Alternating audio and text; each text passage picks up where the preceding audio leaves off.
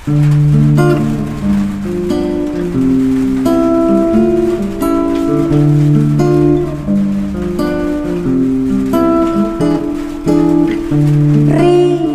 tiba,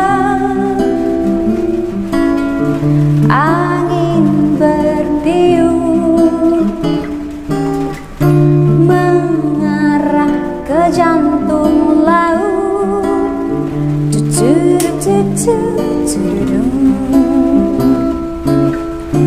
Hujan deras, pendayung tak tahan pada gelombang, asa menutup segala riak dalam kepala. Pendayung patah, aku murka, tangis anakku di sana, gema serupa melantunkan doa.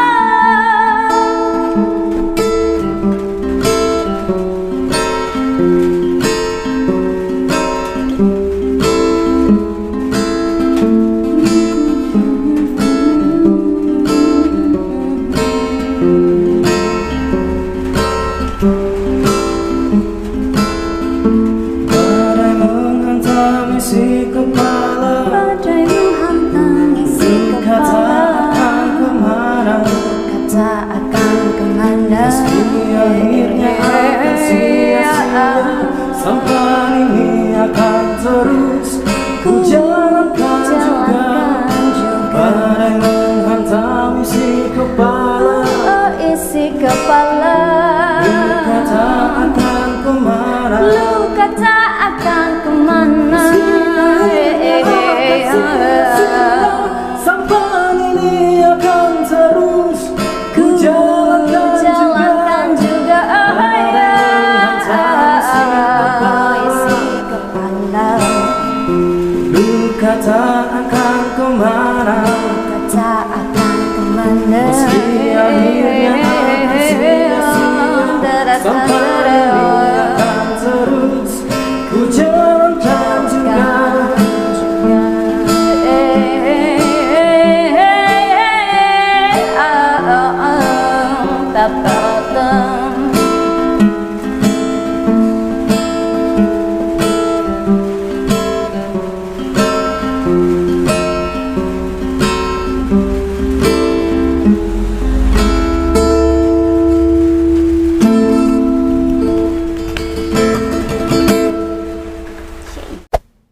Cik, 2, 3. Dah, mulai no!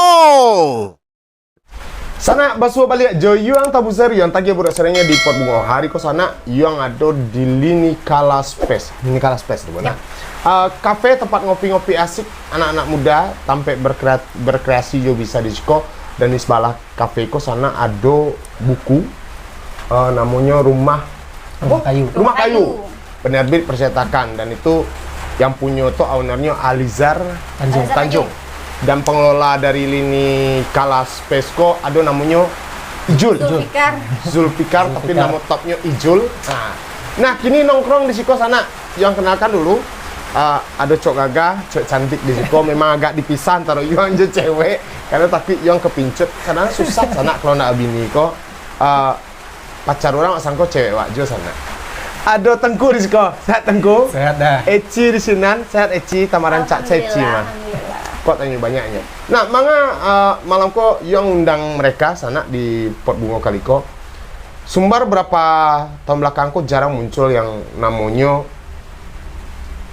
aransemen atau arranger puisi. Dulu puisi kemudian dialihkan menjadi musikalisasi puisi namanya. Iya. Dan Tengku salah seorang yang fokus dalam beberapa tahun belakang kok kamu memperhatikan yang fokus dengan musikalisasi puisi. Tengku yang aransemen selama kau berarti? Iya dah. Dan Eci termasuk vokalisnya. Mereka kok tergabung di komunitas Nantupa, betul ya? Oke, cerita saya, sejak kapan mulai membangun aliwana kok dari puisi kemudian menjadi musikalisasi puisi, dan akhirnya kita bisa menikmati. Tadi mungkin Sana bisa melihat cuplikan mereka. Tadi puisi siapa tuh? Tadi puisi Van Harley, Van Harley judulnya Pendayung Patah. Pendayung Patah. Cerita saya bilo sih Tengku fokus untuk aransemen, kemudian membuat puisi menjadi musikalisasi puisi. Bilo sih sebenarnya. Kalau yang awaknya mulai fokus di menggarap musikalisasi puisi itu tahun 2006 dah. Oh cukup lama 2016, ini 2022 lah hampir sekitar 4 tahun. Iya, kenal musikalisasi puisi sebenarnya lama. Kenal lah lama. Tahun 2010 lah Mulai mulai kenal menggarap. sama musikalisasi puisi, tapi ada menggarap ya dah. Oh, ada menggarap lah. Mulai. Nah, mulai menggarap tuh saya Mulai kapan? menggarap tuh 2006 baleh di Nantumpah. 2006 baleh di Nantumpah. Iya. Puisi pertama yang digarap apa? Puisi kan pertama ada. yang digarap di Nantumpah itu puisi Soneta Perpisahan judulnya. Karya? Puisi Leon Agusta. Oh, Leon Agusta. Nah, ada beberapa orang sebetulnya di grup yang terlibat dalam musikalisasi puisi kok. Dari awal. Awal. Dari awal dah. Nah. Dari awal sebenarnya kalau di Nantumpah itu sejak tahun 2002 ya, Ci. Ya. Sejak tahun 2002 baleh itu ada masuk dah.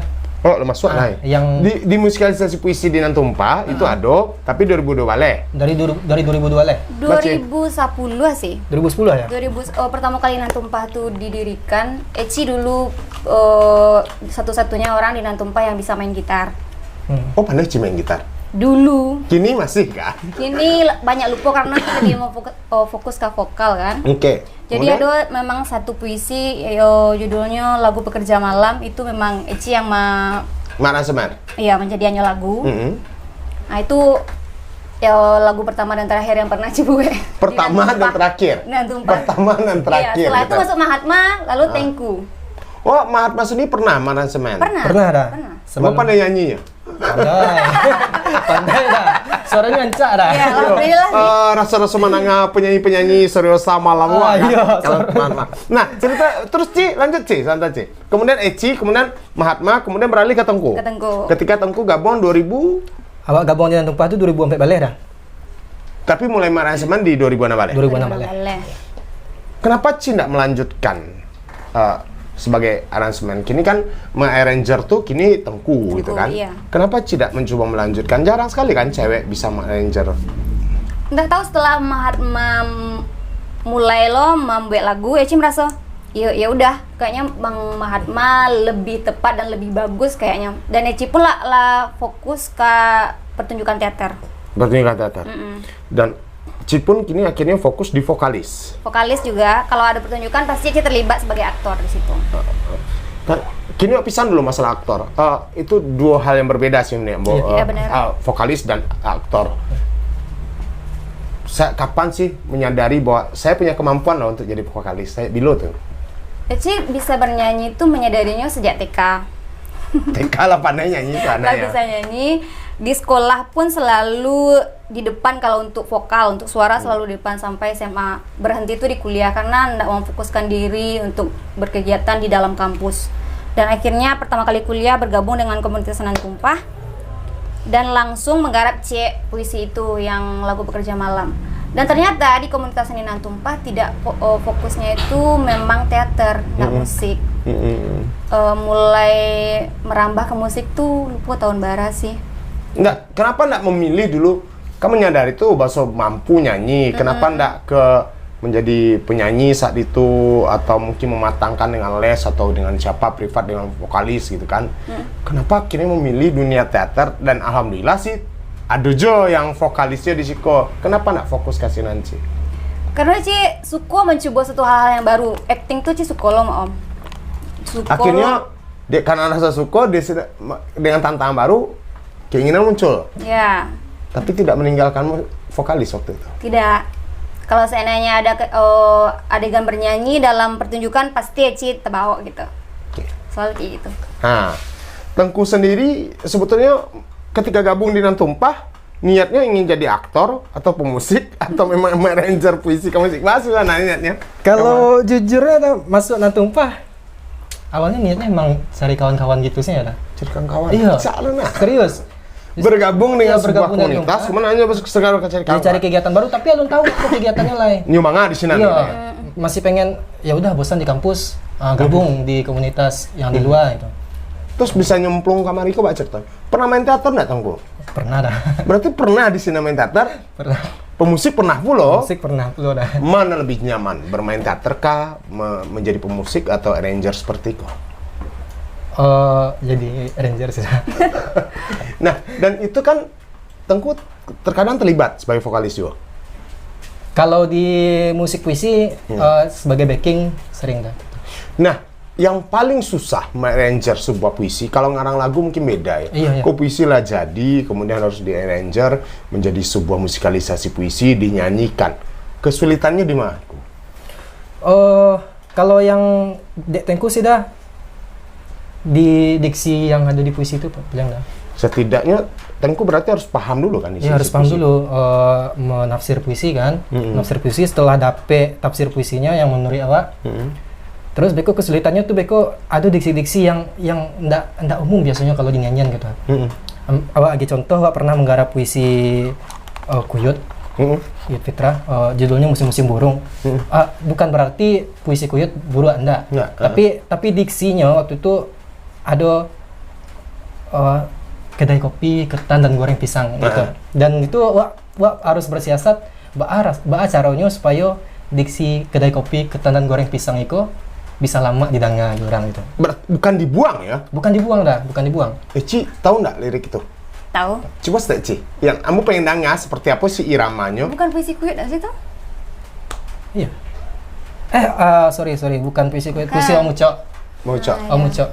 Coba Ci, tahu Ci, dapet Ci yang bagian Pada musim-musim yang udah sih? Yang kopi, gitu. kopi, ketan, apa tadi? Burung berkabar pada musim kita di lain nafas pusaka tinggal kenangan apa gitu.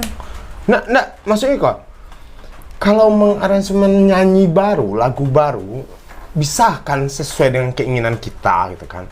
Nah, ketika dengan puisi, apakah bisa juga sesuai keinginan kita? Maksudnya tuh, awak kan dihukum dengan kalimat-kalimat yang sudah ada. Iya, betul dah. Dan kesulitan terbesar di sini sebetulnya. Yap. Harus negosiasi jo ego seorang gitu. Nah, Mbak dengan vokalis Eci kan ecot menyanyikannya. Mbak dengan vokalis sendiri susah ndak? Kerepotan ndak di sini? Kalau Ci pribadi sih enggak, soalnya palingan tuh nanti di misalnya dikasih nada Dek Tengku gitu nada lagunya. Mencapai nada itu paling tuh Om di Eci. Kalau untuk penyebutan diksi, kalau nyala dijadikan lagu tuh rancak sih terangah. Ada kerjasama antara vokalis dengan arranger nak. Maksudnya kan Tengku menggarap musiknya, kemudian didengarkan sama Eci, kemudian Eci mencoba membuat dengan cara Eci atau Mbak Asis mana? Amo nggak paham sih. Bisa cerita nggak proses penggarapannya arranger dengan vokalis gitu? Kalau prosesnya biasanya ada puisi kan, ada puisi awak cari tafsirnya, awak pribadi pertama dulu tuh dah. Awak buat lagunya, kerangka lagunya, setelah itu awak lempar ke kawan-kawan. Nah, ke vokal misalnya Eci, beko Eci mau tawaran setelah awak lagi ya, nadanya seperti itu, ternyata Eci punya tawaran yang lebih bagus. Acok seperti itu dah. Oh, ada kolaborasi tawar-menawar seperti itu. Nah, kenapa sih puisi orang kemudian dimusikalisasikan? Apakah karena sudah jenuh? Mana orang baca puisi, wino, gaya-gaya sampai meloyo-loyo, parinya kan sampai lalu-lalu orang ke lantai. Sehingga dibuat seperti itu, akhirnya orang lebih menikmati. Lirik-lirik yang sampai Eci dengan nyanyian itu kan lebih nyaman wah nengah daripada mereka teriak-teriak baca puisi. Tapi itu kan sah dalam dunia puisi dan itu cara ekspresi mereka menyampaikan. Apakah itu semacam itu melihat muak lo mencari orang puisi pokoknya digarapnya seperti itu atau seperti Mbak Asing? Enggak, kalau muak sih enggak dah. Kalau menurut awak lebih ke pilihan karena kalau awak basicnya ada musik, Iya. terus ada sastra pula sebenarnya. Makanya di tengah-tengahnya ada namun musikalisasi puisi dan awak bisa bergerak di bidang itu. Kalau musikalisasi puisi kan salah satu cara menyampaikan puisi kan dah. Ada yang membaca seperti yang udah kisah tadi, ada yang teatrikal, ada yang musikalisasi puisi itu salah satunya. Nah, misalnya puisinya kan utuh kok dari A sampai Z ke bawah. Ketika menggarapnya ke dalam musikalisasi menjadi sebuah lagu, harus full seperti itu atau boleh dipenggal-penggal nggak? Itu tergantung sebenarnya dah. Kalau kini tuh kalau di Sumbar tuh kan ada yang lomba seperti itu kan. Iya. Kalau lomba ada juknis kan. Iya, iya. Ada juknis biasanya tuh nak boleh hadiahnya tuh dah. Dipotong. Nak boleh dipotong. Kalaupun penambahan anu kata nak boleh dah. Nggak boleh ada. Kalau nyo diulang itu harus diulang dari awal. Berarti selesaikan dulu, ulang dari awal. Itu kalau lomba. Nah, dalam penggarapan yang Tengku Kalau lakukan nih kawan-kawan? Kalau penggarapan awak sih ada sih dah ada yang melanggar aturan-aturan seperti itu. Dan nggak ada yang komplain sama kau? Tapi Kok wak harus mau dipotong di bagian itu, Cek? tapi wak harus anu dulu sama penyairnya. Harus konfirmasi dulu. Misalnya, Bang, wak puisi Bang wak garap. Tapi bagian itu Bagian mungkin itu nggak dipakai. Nggak dipakai wak sih nggak pernah ada dipakai, tapi Tetap diulang. dipakai? Tetap dipakai. Oh, tetap dipakai, Iya. cuma tata letak lah ya? Nggak? Biasanya ada bait 1, bait 2, bait 3. Kadang di bait kedua tuh wak ulang 2 kali. Oh, gitu. Seperti itu. Tapi tidak menghilangkan sadonya, menghilangkan. cuma diulang 2 kali, Iya. masuk ke bait ketiga, gitu kan. Artinya kan itu nggak ada yang dirugikan sebenarnya kan, Dirugikan hanya sebenarnya. pengulangan, Iya. Ci.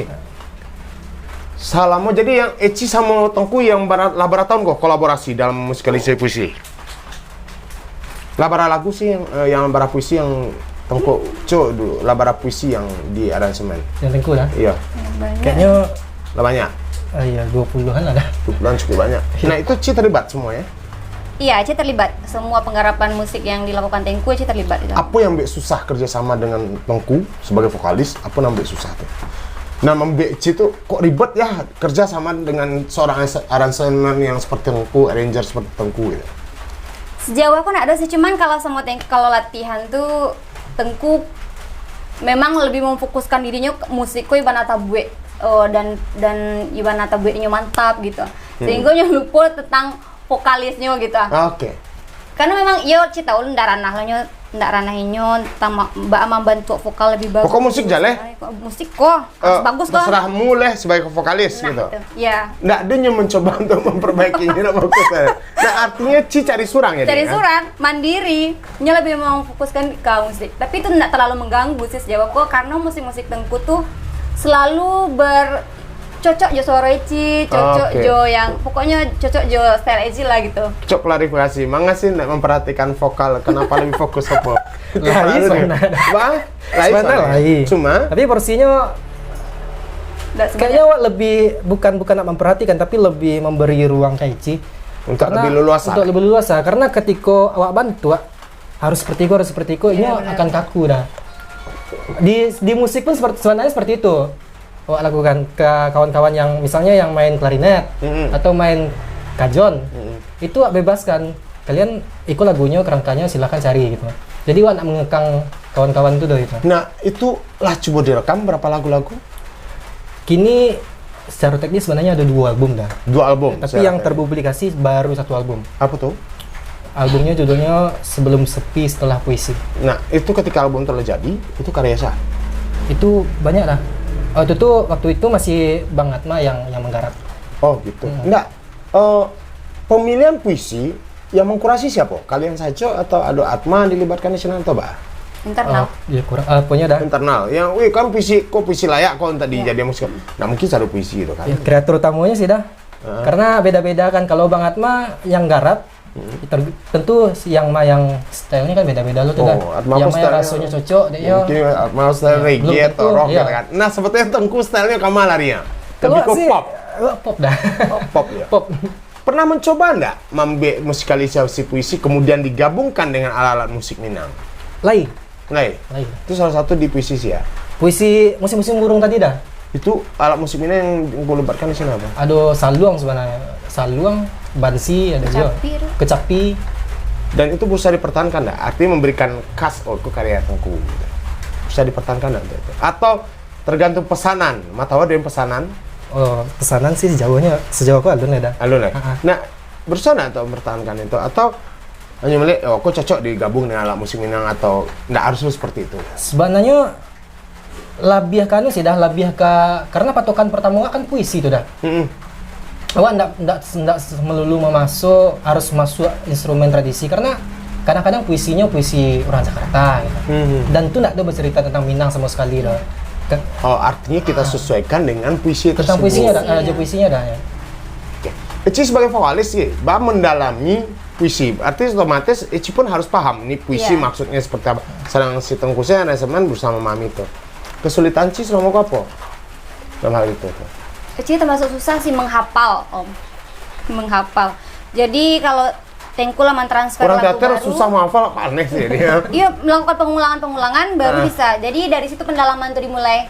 Karena diulang tari membaca, diulang tari menyanyiannya. Jadi ada memang di beberapa diksi atau beberapa bait itu memang ada penekanan di situ gitu, penekanan emosi, penekanan nada di situ. Itu yang pendalaman yang itu Eci agak lama gitu. Nah, tapi untuk memahami makna dan isi, enggak mengalami kesulitan Eci. Sejauh aku lain enggak dengan mengulang-ulang tadi itu. Ya sebab kan kalau jangan puisi, lagu-lagu saya kadang-kadang kayak lagu-lagu Iwan Fals kan syarat dengan makna, lagu-lagu Ebit kan syarat dengan makna. Orang awam pasti akan susah mencerna, apalagi puisi-puisi. Tentu penyair-penyair yang luar biasa kayak Kuyut itu kan luar biasa tuh puisi-puisinya. Kalau nak cerdas gitu susah menangkap ya kan. Nah otomatis Tengku maupun Eci tentu harus memahami itu dulu. Nah, berapa lama sih prosesnya untuk memahami sebuah puisi? Bagi Tengku berapa lama? Beda-beda sih dah. Beda-beda. Tergantung puisinya. Puisi yang paling payah tentang dipahami yang dialami, yang cukup lama memahami. Yang cukup Muhammad Ibrahim lama. Ilyas tuh susah juga. Iya, Muhammad Ibrahim Ilyas. Eci sendiri juga? Iya, Masa? yang itu yang susah tuh Malam Warna-Warni. Itu karya Muhammad Ibrahim Ilyas. Itu lama tuh Bang Mame. Dan coba berkomunikasi langsung yang penciptanya, penyairnya. Pernah dulu sekali. Lalamu Bana, soalnya puisi tuh lagu tuh Lalamu tuh Nah. Mahatma tuh sih yang punya lagu. Maksudnya mereka sering nggak melakukan komunikasi dengan penyairnya ketika terbentur dengan mencoba memahami? Kalau sering sih enggak dah. Pernah nggak ngalami komplain? Harusnya nak iramanya lebih tenang, nggak lebih riang modeko, puisi yang Dari penyairnya dah. Iya, dari penyairnya pernah nggak? Sejauh aku alhamdulillah. Oh, pernah. Nah, seberapa minat sih masyarakat Sumatera Barat terhadap musikalisasi puisi? Ambo nggak tahu dong, berapa banyak sih arranger yang muncul. Ambo yang kenal kini Tengkunya. Siapa lagi? Nah, dulu itukah yang muncul di Sumatera Barat atau itu menjadi suatu hal yang sia-sia dianggap terbahas sih? Bapak menurut pendapat Tengku. Seberapa dah? Antusiasme masyarakat awak terhadap itu dan pelakunya seniman pun merasa nggak banyak. Ya kalau pelakunya memang tidak banyak. Setahu ada yang memang nggak banyak. Dan antusias. Sebenarnya kalau peraluan sih dah ke masyarakat. Bahwasanya ada loh ternyata kesenian yang namanya musikalisasi puisi. Kadang-kadang kalau pentas main seorang, wah orang ternyata suka. Tapi orang nggak tahu bahwasanya itu musikalisasi puisi. Iya. Nah, kayakmu kan lebih nyaman kayak mendengar lagu-lagu jalan tidur, lagu Ebit kayak asik ya. Dan ternyata musikalisasi puisi itu dinikmati jalan tidur ya enak. Dan anak-anak muda apalagi anak-anak muda yang baperan, yang bucin, kamu nyarankan mungkin kalian lebih menikmati yang hal-hal seperti itu lebih indah loh rasanya gitu kan. Karena syarat dengan makna, bahasa-bahasanya.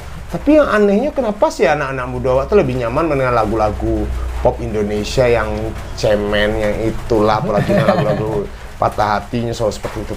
Nah, kau kan tanggung jawab bersama sebetulnya mengenalkan. Dan Tengku dan Eci sebetulnya berbuat apa sih harusnya lakukan agar lagu-lagu kok dikenal di masyarakat. Basic. Ini kan kawan-kawan kalau berusaha untuk rekaman gitu kan. Iya lagi rekaman. Nah, sosialisasi seperti apa agar kok dia pun kini lebih ditayangkan di YouTube kah atau gitu.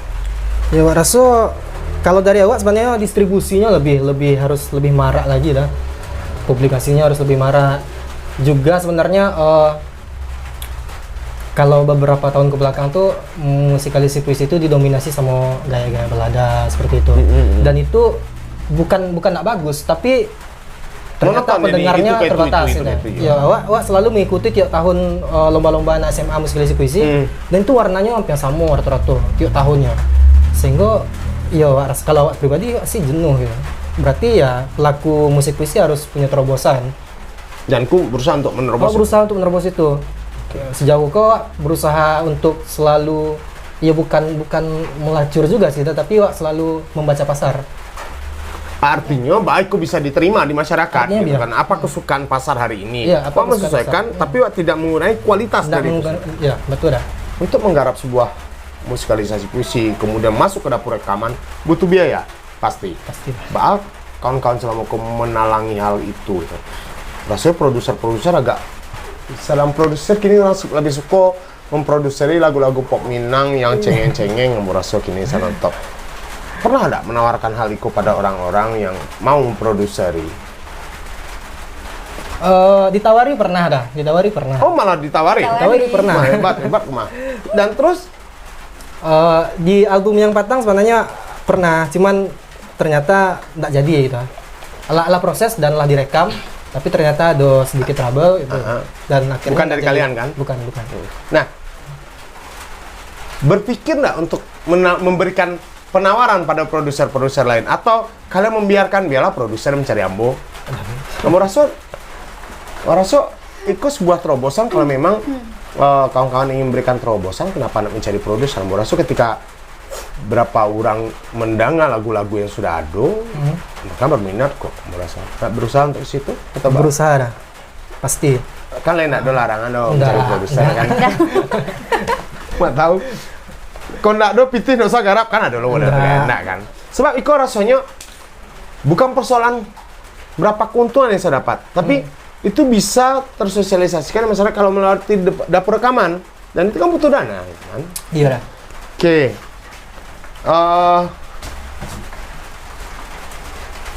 Chemistry yang dibangun antara Eci dengan Tengku ada kaitan dengan hubungan personal kalian enggak? Pak Ciki sana. Bapak Arah enggak? Eci sih jangan dah. Jadi mereka kok sebetulnya pacaran gitu kan? Lah berapa tahun sih pacaran? Sekian lah. Sekian lah. Nah, Mbak menjaga profesionalisme kalian. Terjaga begitu saja ya. Misalnya kan tidak selamanya pacaran, kok kan jalan damai-damai, pasti ada konflik, ada persoalan. Ketika dalam proses berkarya, kalian punya konflik, bakal kalian mengatasinya. Artinya, nantangku marabo sarang latihan atau Eci mengambok sarang latihan, ada nggak hal itu pernah terjadi? Kenapa kok bincangkan? Karena mencari bahas sampai di masih bisa dia menjadi inspirasi bagi orang-orang bahwa profesionalisme penting. Iya. Menyingkirkan persoalan pribadi. Bahas sih caranya, dan pernah nggak ngalami hal seperti itu? Alunado sih mengalami hal seperti Pernah itu. ke lelo itu tadi caranya. Nah kalau kami sih ya dah mau baik di proses musik atau di proses yang lain selalu bersepakat bahwasanya ketika naik panggung atau ketika masuk studio latihan itu ndak bersatu sebagai pasangan gitu. Punya pasangan. Iya. Artinya wak pribadi yang sama-sama profesional. Iya. Profesional. Biasa cewek yang cok baperan Ci ngalamin ndak? Pernah ngalamin ndak? Artinya ketidaknyamanan, tapi ketika Ci harus berhadapan dengan Tengku dalam sebuah proses karya seni, pernah ndak sih? Ndak. Nggak pernah, soalnya adalah proses yang ada Tengku pasti ada Eci.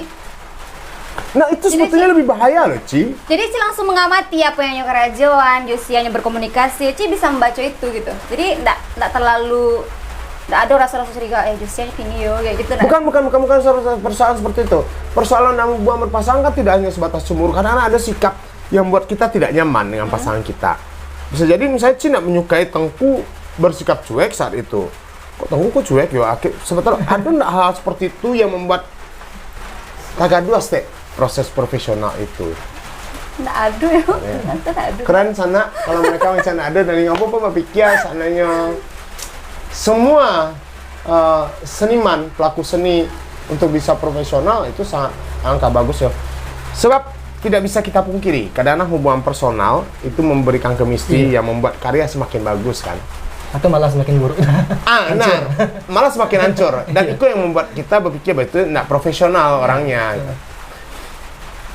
Sekian tahun bergabung di Nantuk Pace, mana lebih nyaman? Bermain teater atau main musikalisasi puisi sebagai vokalis? Kalau Ci jadi vokalis sih, Om yang lebih nyaman. Lebih nyaman? Iya. Di teater apa sih kendalanya? Di teater Ci start di C, misalnya keaktoran, karakternya Iko. Bisa naskah yang selanjutnya Ci terkungkung di karakter yang Ci gitu. Susah mengembangkan untuk mencari karakter-karakter baru. Oh, kalau di naskah pertama Ci menjadi perannya antagonis ya udah bisa antagonisnya lah kok dapet, nggak usah peran lain. Karena mendalaminya agak susah lah Ya yang baru. harapannya tuh karakter-karakter baru gitu kan. Nah. Tapi selalu memberikan tawaran kepada sutradara kok karakter yang itu juga gitu. Oh, Ci mendapatkan karakter yang itu ke itu saja gitu. Enggak juga sih, sutradara kalau di Nantumpa sih lebih membebaskan. Memang aktor tuh memberi tawaran dulu, nanti sutradara itu yang ini pakai, yang ini pakai, yang ini enggak gitu kan.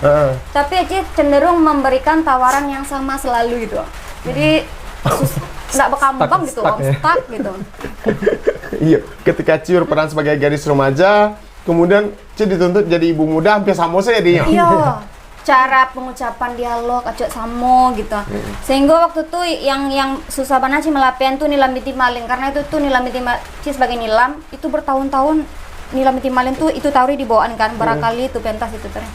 Sehingganya pas pencarian selanjutnya selalu menjadi ibu yang sombong kayak gitu. Terbentur ya. Terbentur karakter yang kayak gitu ya, yang mantik-mantik. Apakah memang karena pendalaman karakter yang pertama itu sangat kuat sehingga itu nempel?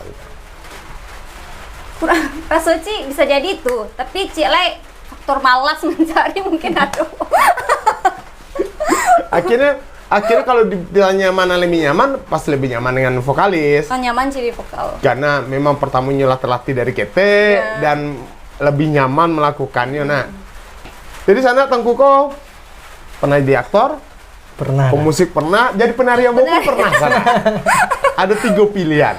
Lebih nyaman yang mana? Jadi aktor kah, pemusik, atau jadi penari? Ma tahu mau tarik dari Nantumpah kan, keluar dari Nantumpah kan gitu. Bawa. Pemusik.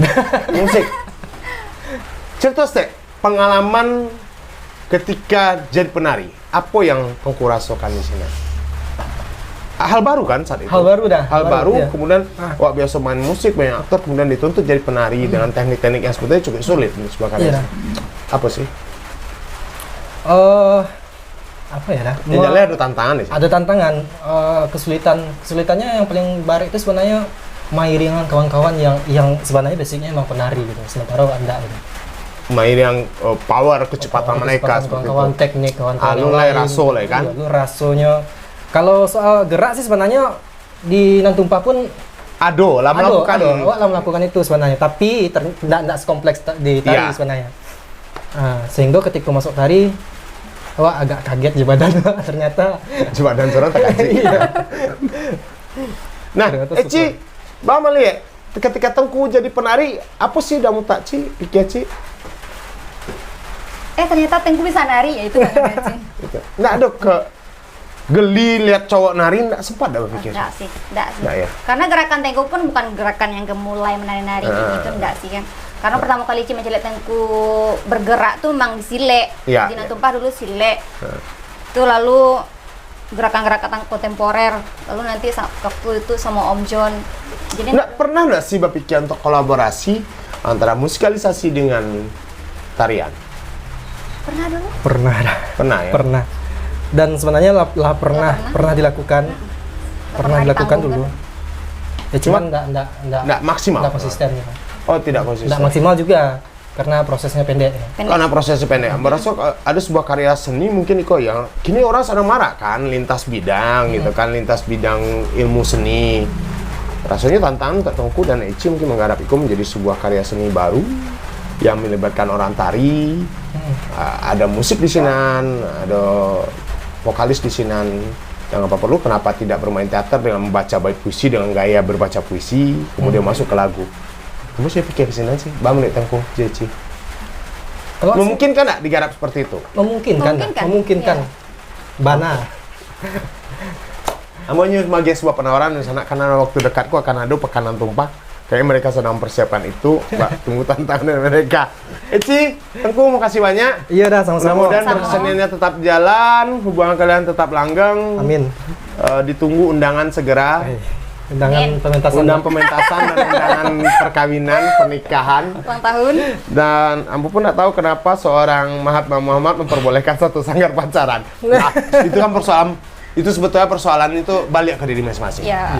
Rasanya hak asasi manusia lo dikekang seperti itu. Nah, oke, sana ada Eci, ada Tengku, lah masuk di Pot Bungo. Mereka anak muda yang kreatif dan mudah-mudahan bisa menginspirasi Wakini, Sadonyo, dan kita tunggu anak-anak muda yang lain. Lah sana. Cik, 2, 3. Lah, habis anak. Lah. No, lah, habis.